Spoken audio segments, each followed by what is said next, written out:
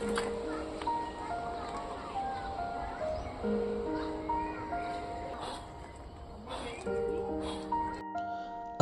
আলাইকুম গাইজ, আশা করি সবাই ভালো আছেন। সো ভিডিওর স্টার্টিংটা দেখে আপনারা হয়তো বুঝতে পেরেছেন আজকে আসলে কি করব।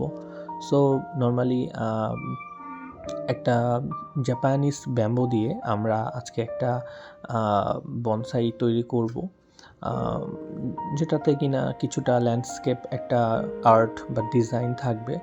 সো সেই জন্য আসলে যে ইনগ্রিডিয়েন্টসগুলো লাগবে, লাইক লাভা রক, সাথে কিন্তু আমাদের আরও কিছু স্টোনস লাগবে। একটা হাউস নিয়ে নিব আমরা। স্টোনসের মধ্যে আরও ছোট ছোট যে নুড়ি পাথর সেটা আমরা নিচ্ছি, এবং সাথে আমাদের কিছু হোয়াইট রকও লাগবে। সো ওভারঅল সব কিছু আমরা একসাথে করছি। সো এই ইনগ্রিডিয়েন্টসগুলো একসাথে করলে আসলে কাজটা আমাদের করতে আর ইজিয়ার হবে, একবার এক এক জায়গায় যাওয়াটা ঝামেলা। সো মোটামুটি আমাদের সব কিছু ইনগ্রিডিয়েন্টস একসাথে প্রায় করা শেষ। সো নাও আমরা আমাদের আসলে কাজটা শুরু করব। অ্যান্ড যেই ব্যাম্বুটা নিয়ে আমরা আজকে কাজ করব, এটা হচ্ছে একটা জাপানিজ ব্যাম্বু বলা হয় এটাকে। এটার উৎপত্তি আসলে জাপানে। নর্মালি একে আমরা গিটবাস হিসেবেও চিনে থাকি। দেখতেই পাচ্ছেন মাশাল্লাহ খুবই সুন্দর।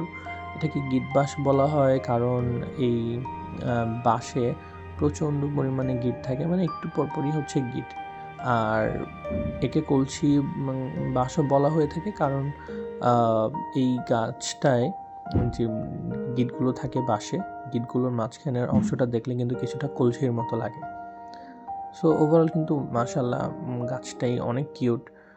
আমি অনেক দিন ধরেই খেয়াল করছিলাম যে এটা কবে প্রপার গ্রোথ আসবে, প্রপার লুকটা আসবে, যখন আমি এটাকে নিয়ে কিছু একটা কাজ করতে পারবো। সো অবশেষে মোটামুটি একটা লুক চলে আসলো, এবং এই জন্য আমি ভাবলাম যে সুন্দর কিছু একটা এটা দিয়ে তৈরি করি। সো নর্মালি যদিও আমাদের লাইফে যে বাঁশগুলো আসে, সেই বাঁশগুলো আমাদের লাইফে আসলে সুন্দর কিছু বয়ে আনে না, তবে এই বাঁশটা কিন্তু অবশ্যই আপনার লাইফে সুন্দর কিছু অবশ্যই বয়ে নিয়ে আসবে। সো যাই হোক, আমরা ব্যাম্বোটা সেট করার পর লাভারক সেট করলাম। লাভারকগুলো সেট করে আমরা একটু ভালো করে বসিয়ে দিচ্ছি, যেন এই জিনিসটা নড়চড় না হয়। পাশে আরও মাটি দিয়ে দিচ্ছি যেন জিনিসটা প্রপারলি ক্যাচ করতে পারে এবং নড়াচড়া যেন না করে আর। সো এরপরে আমরা কিন্তু ছোট ছোট পাথর দিয়ে সে হাউসটা বসিয়ে দিচ্ছি, যেটা কিনা আমাদের গ্রিন গেস্টেই তৈরি করা হয়েছে। সো নাও আমরা কিছু ন্যাচারাল প্ল্যান্টস দিব। এই মুহূর্তে যে প্ল্যান্টসটা দিচ্ছি, এই প্ল্যান্টসটা কিন্তু খুবই উপকারী মানুষের জন্য, এবং অনেক অনেক ঔষধি গুণ কিন্তু এই প্ল্যান্টে আছে। সো নাও আমরা এই প্ল্যান্টটাকে আরেকটু গ্রিনারি ভাইব দেওয়ার জন্য আরও কিছু ন্যাচারাল প্ল্যান্টস বা ফার্ন এবং দিয়ে দিচ্ছি, এবং কিছুটা মসও দিয়ে দিচ্ছি, যেন জিনিসটা আরেকটু লুক্রেটিভ হয়, দেখতে যেন আরও সুন্দর লাগে, আর্টিস্টিক লাগে।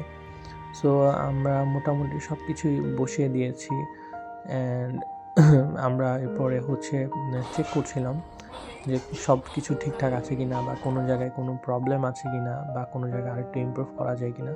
সো দেখতেই পাচ্ছেন আলহামদুলিল্লাহ আমাদের এই সুন্দর ডিজাইনটা করা প্রায় শেষ, এই লিভিং আর্টটা কমপ্লিট।